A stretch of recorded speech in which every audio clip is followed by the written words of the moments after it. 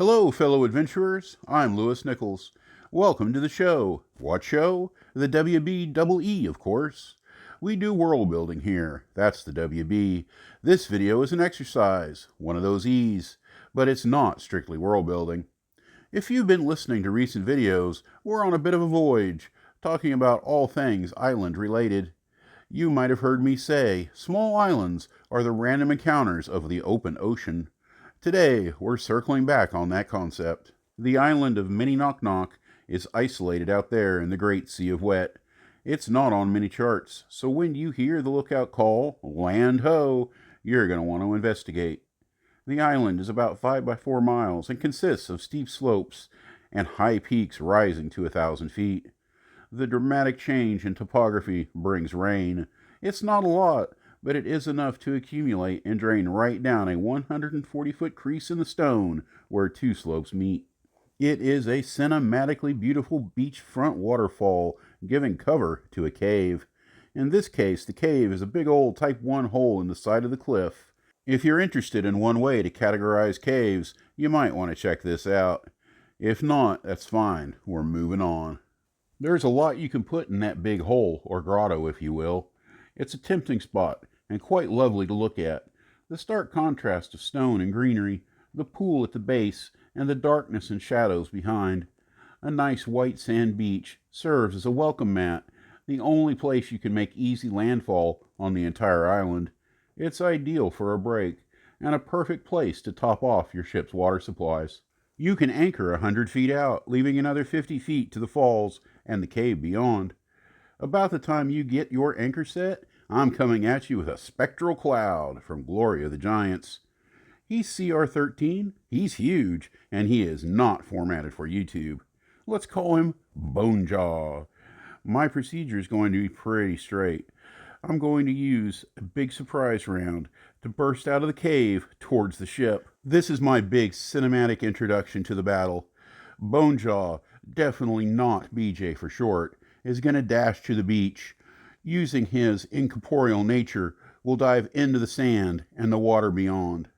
I'll describe the puff of white sand as he makes contact and the eruption of surf when he emerges into the sea. If I have a character in the group that specifically has abilities or traits protecting them from surprise, I'll use a limited initiative on round 1 to give them a chance for an action. Otherwise, combat starts in the following round with the Spectral cloud still a round out. On his initiative, he'll use Chilling Winds against a weapons emplacement on the ship. This is likely to kill a few crewmen. From here, it's a pretty straight-up fight. Bonejaw will move to melee, and the party will start chipping away at its 190-ish hit points. It's pretty well set for a 3-round fight against a 10th level group. You can make it harder by having dead crew rise as specters. Depending upon the group, and your tolerance for threats, you can level this down to as low as 5th level. It's going to reliably do 40 points of damage in a turn, so it could take out a 5th level fighter in 2 rounds pretty easily. Play him smart and target the cleric first, while grappling the fighter with specters. Planning tactics is just one part of campaign preparation. Number 1, try picking a monster. Number 2, pick that setting. Number 3, think about the tactics. And number 4, consider what world building this might involve. I don't think this is one that you're going to need a battle map for, even if you're hitting them on the beach or in the grotto. It's a pretty simple space, no elaborate caves, just one big cranny. If you're running a seagoing campaign, you probably already have a semi-permanent battle map for your ship, so you might as well have it ready.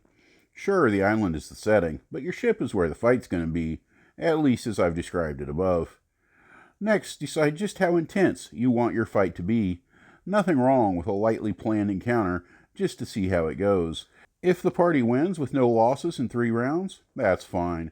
Or maybe this is a remind them how dangerous the world is encounter, and then you're going to want to give Bonejaw some friends. Maybe he avoids the group until nightfall, then comes right up the middle of the ship, killing 3 to 5 crew. The party is unarmored and out of position for the first round. They have to deal with specters, and maybe even a couple of undead octopoids. The fight becomes a 6 to 10 round brawl, with a few characters having to make too many death saves to feel comfortable about life. Is there more to it? You still have the cave, and there was undead. It could very easily be an ancient crypt with clues to one of your game's existing mysteries. Maybe there are treasure maps or ancient spell books. You can place any treasure here you need the party to get their hands on. That's going to do it for today. I've been slowed down by a little bit of a cold with a cough, but I have a number of videos planned for the coming weeks and months. It's about time to open the door on Medium Islands. Wow, alright, well, I know they're fun, but I didn't think you'd get that excited about it. And when we're talking about ships, we've barely gotten into the types and the specs. We're going to need to keep up with NPC development videos as well, and give the next one a seagoing theme. I might work on that today, with some shorts concerning fantasy aviation at sea. And finally, we have a whole new DMG to talk about. My goal is to start doing more live streaming, if I can just get over this cough. That's a lot of stuff, and your input is just as important as ever. Make suggestions. Tell me what you want to hear me talk about. Make it vague. Make it specific. It could be rules-based, game philosophy, tutorial stuff. You could get advanced information. My brain is an open chest full of treasure. Okay, whatever. But whatever crosses your mind, tell me in the comments. If I ever get desperate someday, I might even look at what other content providers are doing and take some hints.